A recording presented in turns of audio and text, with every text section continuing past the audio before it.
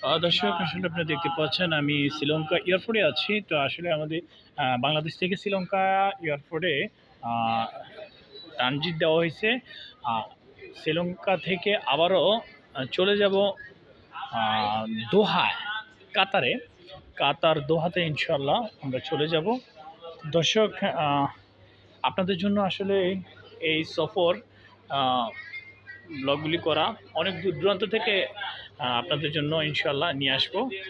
তো অনেক ভালো ভালো ভিডিও, সফর ভিডিও, ব্লগ ভিডিও আপনাদের জন্য। দেখুন, আপনারা যারা যারা বিমান দেখেন উপরেই, কাছে দেখেন না, এই যে দেখুন অনেক বড় বড় বিমান ভাই, খুব ভালো লাগে একটা ভিডিও, অবশ্যই আপনাদের কাছে ভালো লাগবে। এই যে দেখুন, এই বিমানটাতে আমরা এসেছি। তো এই বিমান থেকে আমরা কিছুক্ষণ আগে নেমেছি। আমরা আবারও চলে যাব কাতারে।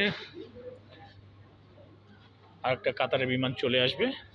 তো কিছুক্ষণ মধ্যে আমরা ইনশাল্লাহ কাতার বিমানে ঢুকে পড়বো। আবারও আপনাদেরকে মেঘের, আকাশের দৃশ্যগুলি দেখাবো। চমৎকার। ধন্যবাদ, ভালো থাকেন, সুস্থ থাকেন, আল্লাহ হাফেজ।